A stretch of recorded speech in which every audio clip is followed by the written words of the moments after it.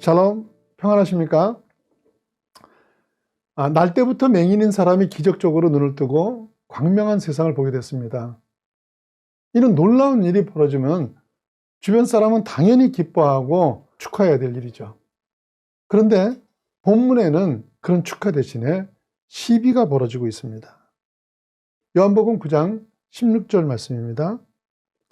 바리새인 중에 어떤 사람은 말하되 이 사람이 안식일을 지키지 아니하니 하나님께로부터 온 자가 아니라 하며, 어떤 사람은 말하되 죄인으로서 어떻게 이러한 표적을 행하겠느냐 하여 그들 중에 분쟁이 있었더니. 무슨 시비입니까? 안식일에 맹인을 고친 일로 시비를 하고 있는 거예요. 그들이 그동안 가르쳐온 것이 뭐예요?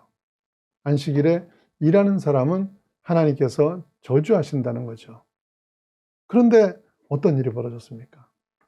예수님이 안식일에 일을 하셨는데도 하나님의 축복이 나타난 거예요. 그러니까 이들은요, 도저히 이 상황을 받아들일 수가 없는 겁니다.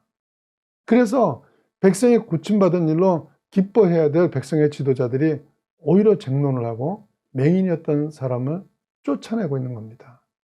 요한복음 9장 34절 말씀입니다. 그들이 대답하여 이르되 내가 온전히 죄 가운데에서 나서 우리를 가르치느냐 하고 이에 쫓아내어 보냈느니라. 이들은 자신들이 세운 몇 가지 원칙을 붙들고 거기에 맞지 않으면 하나님의 역사라도 안 받아들이는 겁니다. 받아들이고 싶지가 않은 거죠. 그 일이 얼마나 거북했으면 맹인의 부모까지 불러들여가지고 이 사람이 진짜 소경했는지를 재차 확인을 합니다. 요한복음 9장 8절과 19절 말씀입니다. 유대인들이 그가 맹인으로 있다가 보게 된 것을 믿지 아니하고 그 부모를 불러 묻되 이는 너희 말에 맹인으로 났다 하는 너희 아들이냐? 그러면 지금은 어떻게 해서 보느냐? 이 아들이 네가 맹인으로 났다는 그 아들 맞느냐? 그리고 지금은 어떻게 보게 됐느냐? 이렇게 묻는 거예요. 이렇게까지 하는 까닭이 뭐예요? 자신들의 기득권을 지키기 위한 거죠. 맹인이 고침을 받고 눈을 뜨는 그런 좋은 일에는 전혀 관심이 없어요. 오직 자기들이 세운 법칙을 고수하는 데만 관심이 있었던 겁니다. 그런데 그것이 아무리 옳은 일이라도 사랑 없이 원칙만 주장하게 되면요, 사실은 그건 사람을 죽이는 결과를 낳게 되는 겁니다. 지하철 노조들이 할 때 자주 얘기하는 게 준법투쟁입니다. 준법투쟁이 무슨 말이냐면 정부가 시키는 대로만 하겠다는 거예요. 그래서 원칙대로 운영을 합니다. 예를 들면 전철 출입문을 30초 동안 열도록 되어 있습니다. 그러면 준법투쟁을 하는 동안은 철저하게 30초 만에 문을 닫고 출발해버립니다. 사람이 출입기에 끼든 말든 상관 안 하겠다는 겁니다. 어떤 법도 사랑 없이 이런 식으로 원리 원칙만 지키겠다고 하면 엉뚱한 모습이 되고 마는 겁니다. 바리새인들의 난처한 질문에 곤란하게 된 부모는요, 그가 다 컸으니까 그한테 그로부터 직접 물어보라고 얘기를 합니다. 9장 23절 말씀입니다. 이러므로 그 부모가 말하기를 그가 장성하였으니 그에게 물어보소서 하였더라. 부모는 이렇게 피했지만요, 그렇지만 눈을 뜨게 된 맹인은 끝까지 예수님에 대한 신뢰를 버리지 않습니다. 9장 32절과 33절 말씀 보시면요, 창세 이후로 맹인으로 난 자의 눈을 뜨게 하였다함을 듣지 못하였으니 이 사람이 하나님께로부터 오지 아니하였으면 아무 일도 할 수 없으리이다. 맹인이었던 사람은 창세 후에 누구도 소경의 눈을 뜨게 했다는 말을 듣지 못했다는 거예요. 다시 말해서 맹인의 눈을 뜬다는 건 절대 불가능한 일이기 때문에 이건 하나님께서 이분의 기도를 들으셨기 때문에 일어난 일이라는 거죠. 그런데 이 맹인이었던 사람의 말대로 예수님이 옳게 되면 이제까지 안식일법을 가르쳐온 유대인들이 틀리게 되는 것이기 때문에 절대 용납을 안 하는 것입니다. 그런데도 그가 위험을 무릅쓰고 자기 생각을 정직하게 말하는 이유는요, 그가 처음 들었던 말씀이 너무나 귀했기 때문입니다. 요한복음 9장 3절 말씀입니다.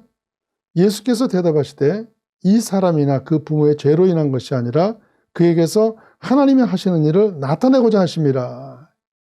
자기가 이렇게 고통당하는 게 죄 때문이 아니라고 예수님 말씀하셨어요. 죄 때문이 아니라 하나님이 하실 일을 위해서라는 겁니다. 날 때부터 맹인이었고 거지인 이 사람은요, 일평생 동안 누구에게도 인정받아 본 일이 없었을 겁니다. 그런데 예수님께서 고통스러웠던 그의 전생애를 확인하는 인정을 해주신 거예요. 얼마나 감동스럽겠어요. 사람이 자기를 인정해줘도 그를 위해서 모든 것을 다 바치기도 합니다. 전두환 대통령 시절에 그의 경호실장을 지낸 장세동이라는 분이 있습니다. 그는 제5공화국 안에 문제가 드러날 때마다 전부 자기가 책임을 뒤집어쓰고 전두환 대통령을 보호했습니다. 나중에 시간이 지나고 난데 장세동 씨의 잘못이 아닌 것들이 드러나게 되고, 그럴 때 어느 신문사 기자가 물어봤습니다. 당신은 어째서 이렇게 하냐? 이미 그의 시대도 다 끝난 거 아니냐? 그런데 왜 그런 희생을 치르며 충성을 하느냐고 물었습니다. 근데 그가 대답하기를요, 그분은 나를 인정해 주셨습니다. 이렇게 얘기했어요. 여러분, 세상 사람의 인정 앞에도 이런 충성을 합니다. 그런데 우리는 예수님이 인정을 한 사람들입니다. 도무지 환영받을 만한 사람이 아닌데도 불구하고 용납됐고 하나님의 자녀로 인정받지 않았습니까?